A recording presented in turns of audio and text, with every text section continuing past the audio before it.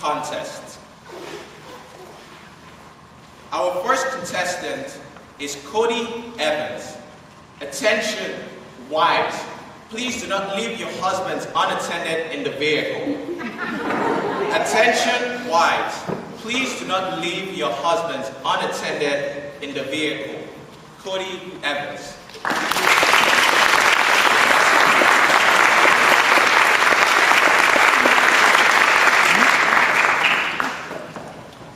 When you all think of a dysfunctional family, what do you think of? Well, Mary Carr says this: I think a dysfunctional family is any family with more than one person in it. Does that sound about right? Well, Mr. Toastmaster, fellow Toastmasters, and guests, I can tell you that my family certainly puts the D, and I mean capital D, in dysfunction. And here's just one reason why. So it was a normal Saturday afternoon. My sister Allison and her husband, my brother-in-law Danny, had been out shopping that day. Now their latest stop was Sally's Beauty Supply Store. Now Allison told Danny he could simply wait out of the truck, that she was just going to grab a couple items and she would be right out in just a couple of minutes. Besides, she knew he wasn't going to want to go into Sally's Beauty Supply Store anyway. The guy barely has any hair. Well, as you can imagine, Allison took longer than a couple of minutes. So as she made her way to the checkout stand, she noticed the clerk fixated on something outside. So she says, "Pardon me, ma'am, I'm ready to check out." No response. "Pardon me, miss, I'm ready to check out." Now from the side of her face, the clerk says, "I'm sorry, what?" My sister's becoming a bit perturbed at this point. So she brazenly repeats, "I said I'm ready to check out." The clerk swiftly turns her attention toward my sister and says, "Oh my gosh, ma'am, I am so sorry. It's just there's something really strange going on in the parking lot."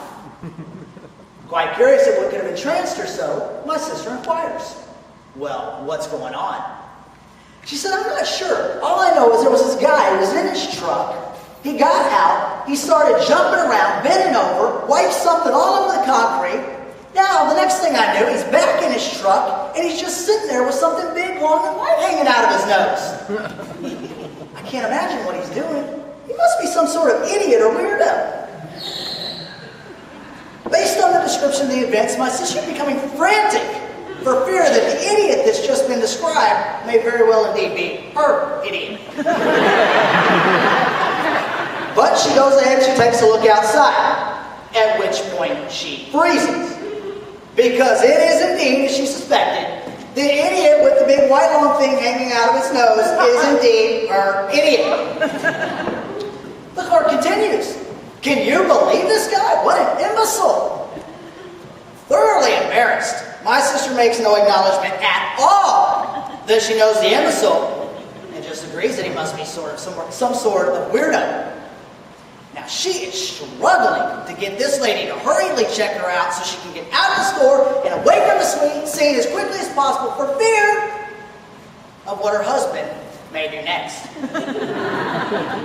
As she's making her way out the store, she notices that the clerk is once again fixated on the imbecile.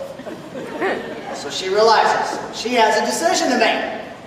She can either go get in that truck which is parked directly out in front of the store, or she can make a beeline for the other direction. As she opens that door, her mind is made up. She certainly can't become the laughingstock and part of this horrendous story that surely the clerk will tell from any day this day forward. So that's when she begins walking the opposite direction, away from the truck as quickly as she can.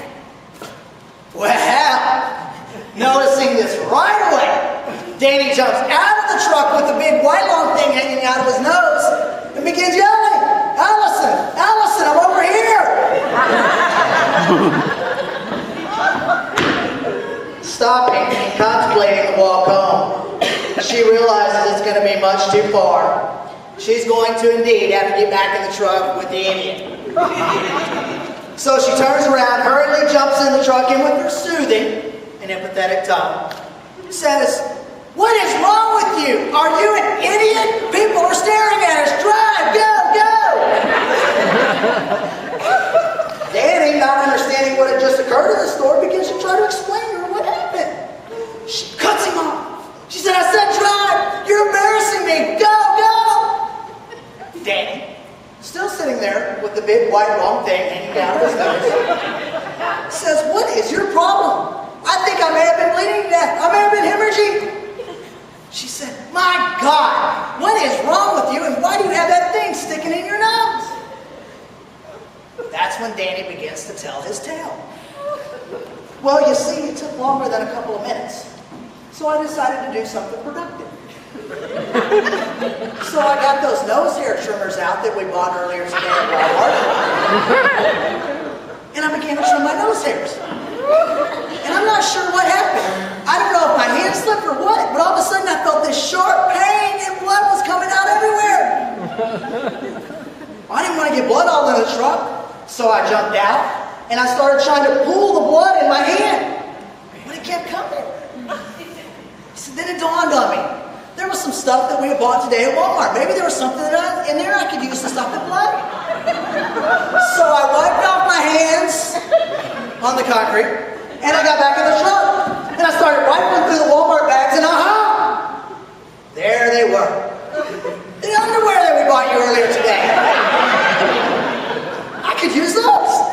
So I ripped open the package, and I started wiping my hands and my nose off the back.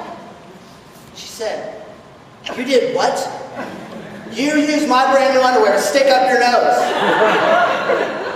I said, well, what did you expect me to do? I was bleeding to death. She said, please tell me you left me some of my new underwear. He said, well, no, I had to use them all. The first couple of pair were just enough to wipe off my hands and my nose.